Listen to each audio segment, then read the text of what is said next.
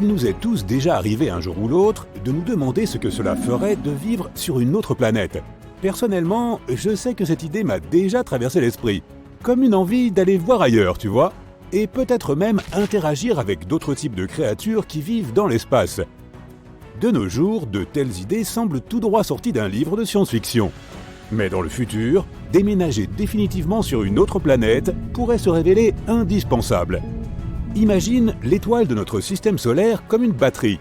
Dans des milliards d'années, son pouvoir énergétique aura disparu. Sans sa lumière et sa chaleur, la vie sur Terre ne peut exister. Il faut donc espérer que les humains de demain auront trouvé un nouvel endroit où s'installer d'ici là. Heureusement, nous avons de bonnes nouvelles. Récemment, des scientifiques de la NASA ont annoncé qu'ils avaient trouvé une nouvelle planète susceptible d'abriter la vie. Elle a à peu près la même taille que la Terre et se trouve dans une région de l'espace où les scientifiques pensent que l'eau pourrait exister sous forme liquide, ce qui est crucial pour le développement de la vie. Mais cette planète n'est pas la seule. Près d'elle, il y a une autre planète prometteuse appelée TOI 700D, mais celle-ci est plus éloignée de son étoile. En raison de la distance qui la sépare de la principale source de lumière, la planète D se trouve dans une zone spéciale appelée zone habitable conservatrice. En d'autres termes, les scientifiques ne sont pas certains que la vie puisse exister sur cette planète, mais ils n'en excluent pas la possibilité. La planète E se trouve dans la zone optimiste, ce qui signifie qu'il est possible qu'elle contienne de l'eau et même une atmosphère. Au moins, nous disposons de plusieurs options. Les deux planètes se trouvent dans un système solaire situé à seulement 100 années-lumière de la Terre, ce qui est considéré comme assez proche dans l'espace. La NASA a trouvé ces planètes en observant la lumière provenant de l'étoile et en mesurant son mouvement lorsqu'une planète passe devant l'étoile. C'est la première fois que la NASA trouve un système solaire avec plusieurs planètes susceptibles d'abriter la vie. À ce jour, les scientifiques ont découvert plus de 5000 exoplanètes et ils pensent qu'il pourrait y en avoir au moins 10 000 autres. Les spécialistes de la NASA étudient les moyens de déterminer si l'une de ces planètes pourrait accueillir la vie. Mais ils affirment également que nous pourrions trouver des formes de vie inattendues et que nous devrions être ouverts à d'autres possibilités. En effet, nous ne savons ce qu'est la vie que par rapport à ce que nous connaissons sur notre propre planète. Bien sûr, tout semble prometteur, mais ne fais pas tes valises tout de suite. Aussi séduisantes que soient ces nouvelles planètes, il reste un problème, s'y rendre.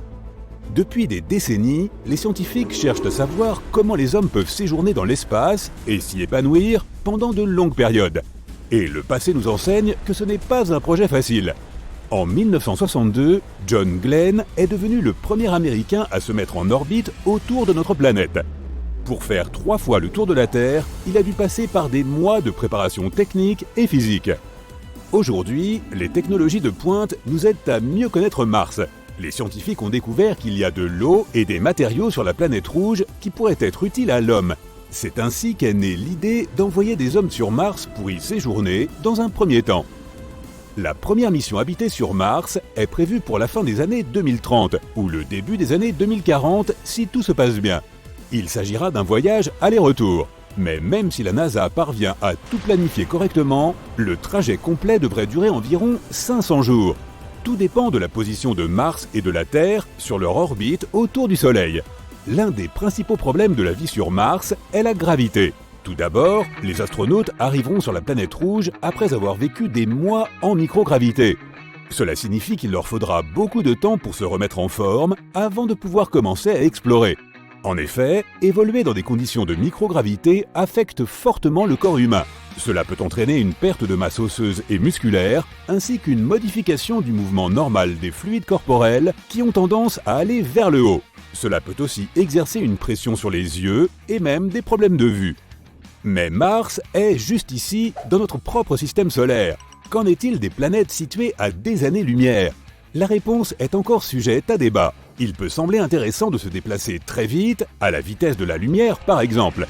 Jusqu'à présent, les scientifiques estiment que ce n'est pas possible. Bien sûr, nous avons peut-être réussi à créer des avions qui vont plus vite que le son, je veux dire des avions supersoniques, mais ce n'est pas la même chose. En fait, il y a une grande différence. La lumière est environ 1 million de fois plus rapide que le son.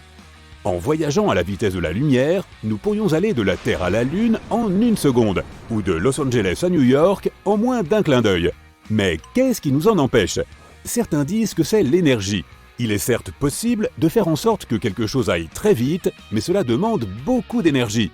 Dans ce cas, les ingénieurs doivent trouver de nouvelles façons de faire bouger les choses dans l'espace. À l'heure actuelle, les fusées utilisent un carburant similaire à l'essence des voitures. Mais ce n'est pas très performant pour les voyages dans l'espace.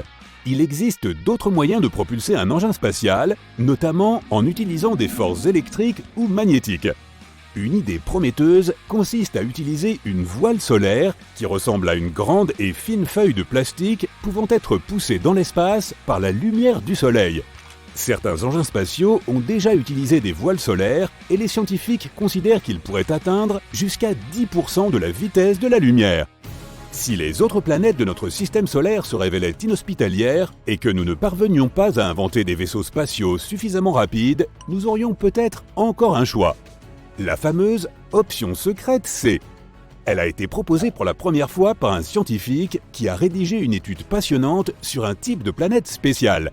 Elle suggère que nous pourrions ne pas avoir besoin de vaisseaux spatiaux pour nous déplacer et échapper aux problèmes sur notre propre planète. Nous pourrions utiliser des planètes qui ne sont pas en orbite autour d'une étoile. C'est ce qu'on appelle des planètes errantes. Au lieu de graviter autour d'une étoile, ces objets spatiaux solitaires dérivent simplement dans l'espace, en faisant ce qu'ils veulent. Imagine un peu, déménager sur Mars, c'est comme se rendre dans une maison déjà meublée. Même si elle est très agréable, il faudra s'y adapter. Il faudrait s'habituer à la quantité de lumière qui pénètre chaque jour par les fenêtres et à monter et descendre les escaliers pour se rendre dans le salon. En nous installant sur une planète rebelle, nous repartirions de zéro et nous construirions notre propre maison, parfaitement adaptée à nos besoins. Les planètes errantes sont généralement considérées comme froides, sombres et peu propices à la vie. Mais si elles disposent de ressources souterraines, elles peuvent être utiles. Elles offrent une gravité constante en surface, beaucoup d'espace et des ressources. Elles peuvent également contenir de l'eau et offrir une protection contre les radiations de l'espace. Si nous devenons une civilisation suffisamment avancée, nous pourrions être en mesure de contrôler la planète et même de créer de nouveaux types d'énergie. La question suivante est de savoir où nous pourrions trouver une telle planète errante. Il est difficile de savoir combien il y en a dans l'univers, mais les scientifiques en ont trouvé plusieurs dans une région de la Voie lactée. Certaines planètes errantes pourraient avoir été expulsées de leur propre système solaire parce qu'elles étaient méchantes. Mais non, ce n'est pas vrai. C'est à cause de la gravité, tandis que d'autres se sont probablement formées spontanément. Quoi qu'il en soit, nous ne voulons pas non plus que des planètes indésirables s'approchent de trop près. Du moins, pas dans un avenir proche. La probabilité qu'une de ces planètes entre dans notre système solaire est extrêmement faible. Mais si c'était le cas, elle pourrait aussi nous mettre dans l'embarras. En fonction de sa taille, un objet spatial errant pourrait dévier d'autres planètes de leur trajectoire autour du Soleil, ce qui pourrait modifier leur exposition à la lumière et à la chaleur.